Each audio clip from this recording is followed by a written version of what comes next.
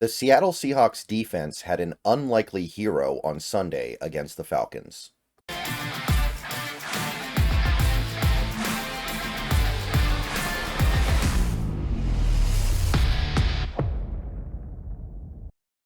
What's going on, everybody? Good morning. We have made it to Thursday, which means we are pretty close to the start of the football week. We've got a game later tonight. Pretty good game, too, actually. Pretty interesting. Definitely going to be some layers to our interest in that game. But before we get there, we got some things we got to take care of. We're going to do pass coverage Thursday in this video. I want to remind everybody that my stream with the Hawks Nest is going to happen today, but it's going to happen at noon. We're trying at the new time. If you can't make it, that's okay. You can make it to the recorded version, the VOD, at any time. Should be on both of our channels. So shouldn't be any kind of an issue there. So yeah, hopefully you can make it. Going to start about 3 hours from the upload of this video. But if you can't, you can catch it on record. And yeah, we're going to talk about the Falcons game. We're going to talk about this upcoming Bills game. Going to see how we feel about the Seahawks as of right now. So that's what's going on today. Please like this video if you haven't already. Helps the channel out. Subscribe if you're new and you want daily Seahawks content. Become a channel member for $2 a month. Click the bell for notifications. Those are the best ways to help support the channel. Let's get underway here in a game where Seattle's pass defense was actually very good. And they had to do it without overwhelming pressure. I thought the pressure was pretty good, but it wasn't over the top, right? It was workable. It was understandably hampered by the fact that Atlanta has a great offensive line, but it was pretty decent. So let's start with the linebackers here, including a guy who's not going to be here anymore. He's been traded out, Jerome Baker. Not really much to say about this game. And again, I want to say that PFR's, their coverage stats are still messed up. So some of this stuff I had to project out, but I think I got it all right. I'm pretty positive I did. So in this game, Baker gave up 14 yards on, I think it ended up being like, yeah, 2 completions on 4 targets. So actually, that's a pretty good game, right? Now, that's not really the issue with Jerome Baker. That's not why he's out of here. You can see that his coverage numbers have been fairly clean all season. The thing that really stands out here, though, is that it's all yak. Like, saying that it's all yak doesn't even really do it justice. Opposing teams love targeting Baker defended players behind the line of scrimmage and then just letting them run. I mean, this is actually something that you probably don't see very often in the NFL. 84.8 QB rating, pretty good again. And then you had Tyrell Dodson. He did not get targeted very much in this game either, just the one time, in fact, according to PFR. Didn't allow any completions, so, hey, the linebackers were part of this.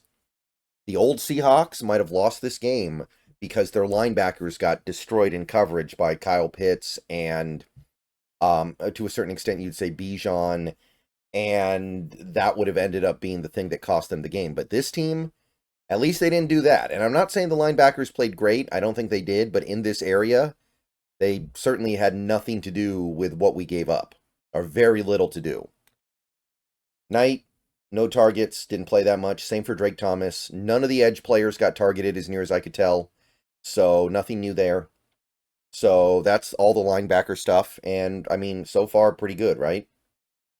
Cornerback. And unfortunately for Witherspoon, PFR has backed up what PFF said. Both their numbers are the same. 9 targets on Witherspoon, 7 completions for, I believe it was 70 yards. Yeah, 70 yards. And there are a few different layers to it. He's missing tackles, but he's also getting beat in coverage. So he is having, I think we can officially say it, a little bit of a sophomore slump. And I think it was obvious after that Atlanta game. I mean, I didn't realize how bad he played until I got a chance to look at the numbers later and go over some of the clips and rewatch the game. But he's having a little bit of a rough time out there.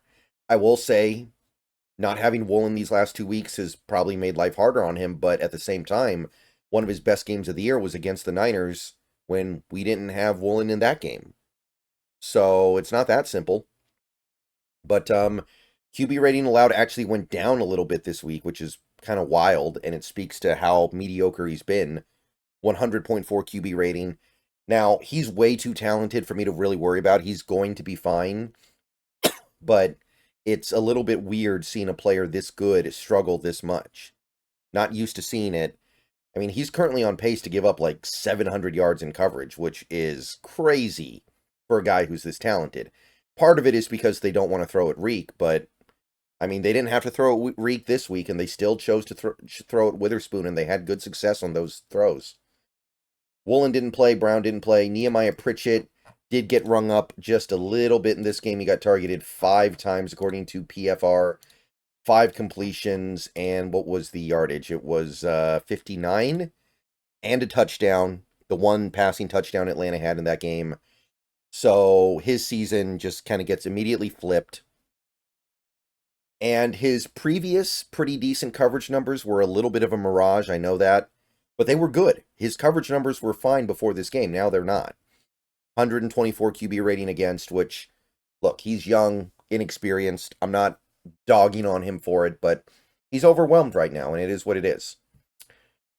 Not looking overwhelmed, though, and this is the unsung hero I was talking about, Josh Jobe. PFR thought even more of him than PFF did. They had him getting targeted 9 times, 3 completions for 32 yards. All air yards, by the way. There was actually no yards after the catch. In fact, there was a -1 yard after catch. So it was all air yard stuff. And, I mean, 9 targets, 32 yards. I'd be happy if we were getting that from Devin Witherspoon. You think I'm going to be happy getting it from Josh Jobe, who I didn't even know existed until, like, a week ago? Yeah. That's something I'm going to get pretty excited about. That's something that deserves a lot of credit. And obviously, Joby's not part of the long-term plans right now. In fact, he may never play for this team again. But we needed him in that Atlanta game, and he delivered. And maybe Kirk Cousins had something to do with it. I'm not doubting that. Kirk Cousins missed some throws. That's part of it. But 9 targets for 32 yards, 44.7 QB rating. That's going to be a winning effort at all times. All right. So, safeties, relatively nondescript. Julian Love got targeted. Let me see if I can get the number here. Yeah, 3 times, 2 catches for 23 yards. So, not a lot. Not much to say. Just a decent enough game. And the interception, which helps. But you can still see that he's got some work to do. His QB rating allowed is still almost 109. He's getting lit up in coverage overall. The touchdowns are obviously killer, but I mean, he's kind of becoming like it's almost like a high volume basketball player where he takes a ton of shots, but he gets a lot of points and he turns the ball over a lot. So it's just one of those things where you have to decide if the juice is worth the squeeze. And with Julian Love right now, I'm not sure. I'm not sure what the answer to that is, but I'm not used to safeties giving up numbers like this. Jamal Adams never gave up anything close to this in coverage, and people dogged on him constantly. Quandre Diggs never gave up this much in coverage, even at the end. So, better game for Julian Love, of course, but he's got work to do. Kayvon Wallace got targeted once in this game, I believe, gave up 1 completion for 9 yards. Not much to say there. He didn't play a lot. Like I said, it was a little bit of an interesting move to skip him and have Kobe Bryant be basically the starting safety. But it's the move that the team made. And while Kobe wasn't completely clean, I think overall the move worked. Kobe Bryant targeted 5 times in that game, gave up 4 completions, but he came away with an interception. And on his targets, he allowed, 39 yards. I can live with that. I'm pretty sure at least one of those completions was in pseudo garbage time as well near the end of the game. Of course, the interception was pseudo garbage time as well, in fairness, but still not having the greatest season in coverage overall because of the touchdown he gave up against Detroit. 104.2 QB rating against. Where we got some work to do with this safety spot still, but this was definitely a better week. Much better. Love, Wallace, Kobe, they did their thing. So that's what I got for this week. There isn't a lot to really point out. other than Witherspoon struggling and Jobe playing really, really well. But yeah, I this is a winning effort, guys. Kirk Cousins drops back to pass that many times and doesn't even get what did he get to 250 yards? I don't think he did. That's a winning effort right there. All right, another video coming later, and then the stream noon Pacific with the Hawk's Nest. Be there, and if you can't be there, watch the VOD. All right, catch you guys later. Go Hawks, and everybody have a good day.